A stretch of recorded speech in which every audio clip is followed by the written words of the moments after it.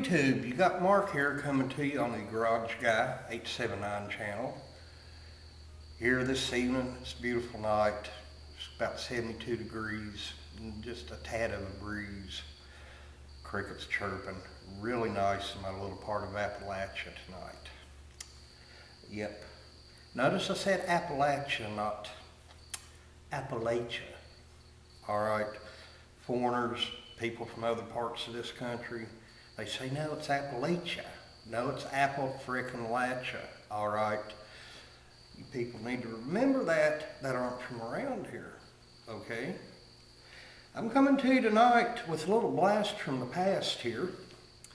And I could use some help here. Maybe some of the YouTube viewers out there can help me with this. This here is a Sears and Roebuck J.C. Higgins 22 rifle. Tell you a little backstory about this. My granddaddy bought this thing a couple of days after Pearl Harbor, 1941. For those of you that's familiar with my part of Virginia, the southwestern part, go 20 miles one way, you're in Tennessee, 20 miles the other way, North Carolina, and about 40 miles north, you're in West Virginia. All right, that's the good part of Virginia here. But anyway, a couple of days after Pearl Harbor, my granddaddy went down to 7 Mile Ford. We had a train service in, and he hopped the train south to Bristol, which sits right on the Virginia-Tennessee state line. Anyway, he went to Sears and Roebuck and bought this. I remember him telling me when I was probably about 9, maybe 10 years old, he said, Mark, said everybody was afraid they were going to come get us. You know, the Japanese from the west and the Nazis from the east. You know, it was just that kind of mindset back then. And a lot of these rural area farmers, and especially the people here in the mountains of Appalachia, were worried to death. They'd sit around their old radios at home overnight, you know, those old wooden radios with the big tubes in the back, listen to the news, you know, and well, people pretty much started taking up arms. Well, anyway, we'll take a closer look at this little beauty right here. It still shoots. Shoots fine and hardly makes a sound. It's more like a pew, like that when you fire it. And here at the end of the video, I'm going to fire a few rounds with it, but we'll get to that here in a minute. Be right back.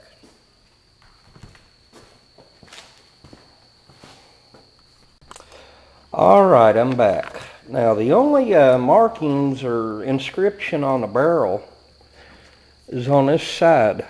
Right along in here. Of course, we can't make it out on camera. As a matter of fact, I had to get a magnifying glass to get it. I think my eyesight, I'm going to have to get my eyes checked. Anyway, all it says, Sears J.C. Higgins, model 103-16, 22 caliber, Sears Roebuck and Company. And then out from it, it says S-L-LR. I'm pretty sure the LR is for long rifle. I have no idea what this other is here. I think the 16, maybe it's a, I don't know, 16-inch barrel. I did have a tape measure here somewhere, and I was looking for it before I started the video, and I don't know where I put the darn thing. It'll, excuse me, it'll probably turn up right after I finish the video. That's the way my luck goes. But you know, for a 1941 firearm, this has been in pretty good shape. It's been in my family the entire time. The only blemishes really on it here is the back side. Of course, that broke. That was just plastic. And right here, I believe the plastic went around here where the magazine goes in. It's broke right there. Alright, I cannot find a magazine for this anywhere. And I was wondering if any people out there might know some information on this firearm. You know, kind of help me out here. Maybe I'll get a couple of magazines. I'd be happy with just one. So if anybody out there has any information about where I might find a magazine or something like this, I've looked at the websites, and the only thing I could find on one website was a replacement barrel, and I didn't need that. Also, right in here, of course, it's bolt action. Now, there's supposed to be a little something on the end of the bolt here that grabs the end of the spent shell casing and pull it back. And of course, when it hits the little, whatever you call that thing right there, you know, that makes the shell eject, you know, and fly out. Whatever that little nub is that grabs the spent shell casing, it's worn down. When I put a round in here and shoot it, then I have to take my fingernail or maybe the end of a flathead screwdriver and get it out. But if anybody, you know, I guess I'd have to take it to a gunsmith, you know, and get that part of it fixed. But other than that, this is a really sweet shooting little rifle. I like it. I guess it'll stay in my family. What, 1941? 51, 61, 71, 81, 91, 01, 11. It's 72 years old. 72 years old. It's going to stay in my family. I'll probably pass it down to my granddaughter. And, of course, if I get older, you know, before she gets it, you know, I'll have my niece up on the Maryland coast, let her family keep it, and then, you know, when Jay Lee gets of age, gets old enough, you know, we'll just, you know, give it to her. Other than that, it is a sweet little rifle. I'd just love to be able to find a magazine for it, a clip or whatever you want to call it. All right, just one last quick thing, like I was saying. If anybody has any information or can direct me to a website where I might be able to get a magazine or a clip for this or whatever, I'd surely appreciate it. Like I said, this is a sweet shooting little old rifle. I just think the world of it. And it's got a lot of sentimental value. J.C. Higgins 22 long rifle, model 103-16. Sears and Roebuck. Made in the late 30s, early 40s. That's when this one was bought. December 9th or 10th, 1941. Like I said, my granddaddy told me a couple of days after Pearl Harbor. But if anybody, you know, can help me out with this right here, I'd sure appreciate it. Leave me a comment, email me, whatever.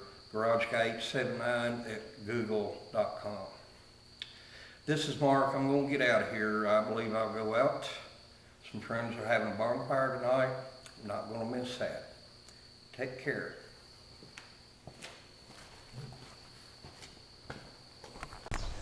Well, here it is the next day. I'm down here at my little shooting range. And I said I'd do a little filming of me shooting this. Now, I've got a couple of targets down there, a square gray piece of plastic and a 2-liter pop bottle. Now, those of you that seen my videos before, you can see this place is really growed up. Well, here it is, the 10th day of June. And usually the creek that's running under all that brush there is dried up by the last week of March, but we had so much snow this past winter and the rain here this spring, you know, it's yet to dry up, so I'm not going to be able to do nothing with it until it does dry up. But anyway, let's get to shooting this thing. J.C. Higgins 103-16, 22 long rifle. Like I was saying, my granddaddy got it a couple of days after Pearl Harbor, back in December 41. Price out the door, $7. Let's load this up and take a few shots. All right, here we go.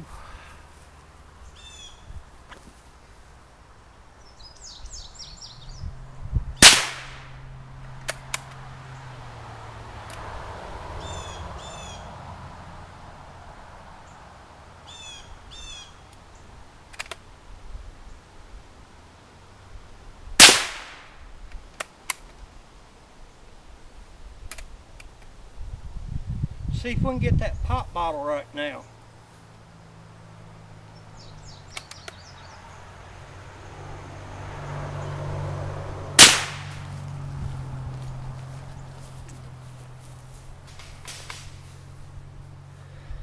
Well, let's take this off the tripod and see what we got here.